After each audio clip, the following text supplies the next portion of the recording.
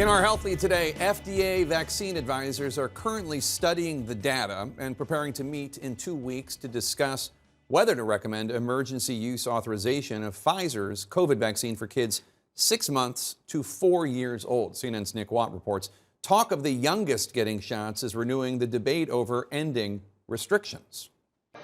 The murmurs are mounting as Omicron declines. Should we be rolling back restrictions, nixing more mask mandates, starting with schools? There's a lot of reluctance to do that. We need to lean in and remove these things as circumstances improve as aggressively as we put them in place. And that's going to be a struggle with the public health community because everyone is wary and has been sort of burned before. We've got to be doing contingency planning, the head of the American Public Health Association told CNN.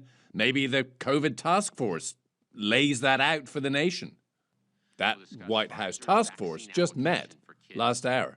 I think we are all cautiously optimistic as we're seeing cases come down week over week. I do think we have to use an important metric as a barometer, which is how are our hospitals doing? And our hospitalization rates are still quite high.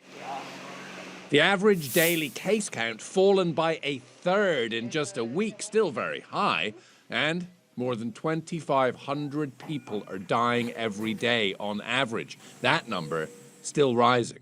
I do have a sense of optimism, but at the same time, I worry that we were accepting more than 2,500 people dying of COVID every day as a normal state, and that can't be. Around 68% of eligible Americans are now fully vaccinated, and the FDA's vaccine advisors will now meet February 15th to talk Pfizer shots for kids ages 6 months to 5 years. The first and biggest question is it safe? I expect it to be very safe, but we'll have to see. And then the second question is, how effective is it? And that should really drive the decision making. I expect an authorization, but I'm not convinced we'll have one. We will really want to look at the evidence very carefully. Friday, the Winter Olympics begin in a COVID bubble. 2 big cheeses from the next games, Paris 24, just tested positive before taking off for Beijing, so didn't take off. Veteran bobsledder Elana Myers-Taylor was supposed to carry the U.S. flag at the opening ceremony, but just tested positive. So here's a reality check. There are right now more than 60 million eligible Americans who've not had a single vaccine shot. So what kind of risk are they taking by that choice? And for most of them, it is a choice. Well, new figures from the CDC this morning, they show that if you are unvaccinated and catch COVID-19, you are nearly 100 times more likely to die than somebody who is fully vaccinated and boosted. Nearly 100 times.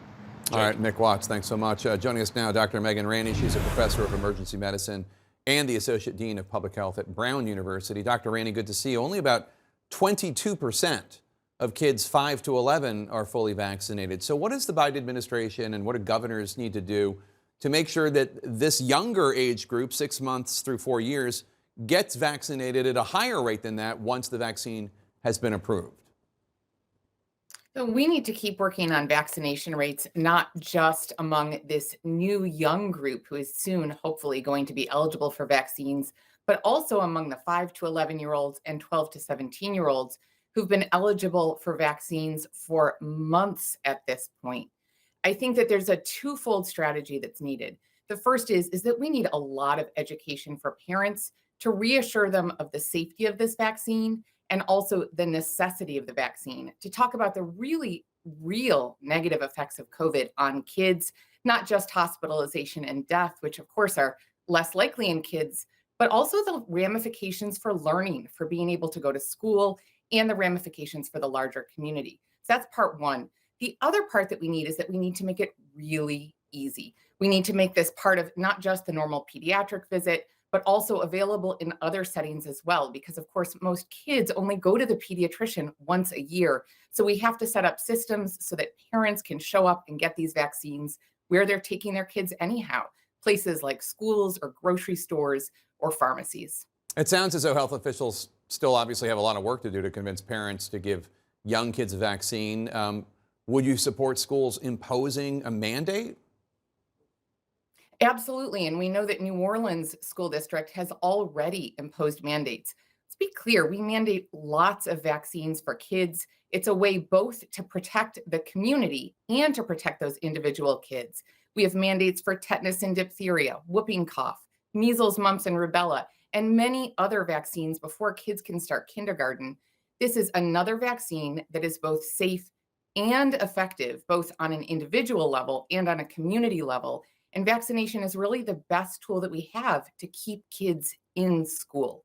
If the FDA does authorize the Pfizer vaccine for 6 month to 4-year-old kids, it's only 2 doses. Data on a potential 3rd dose is expected to be submitted in the coming months. What do parents need to know about this?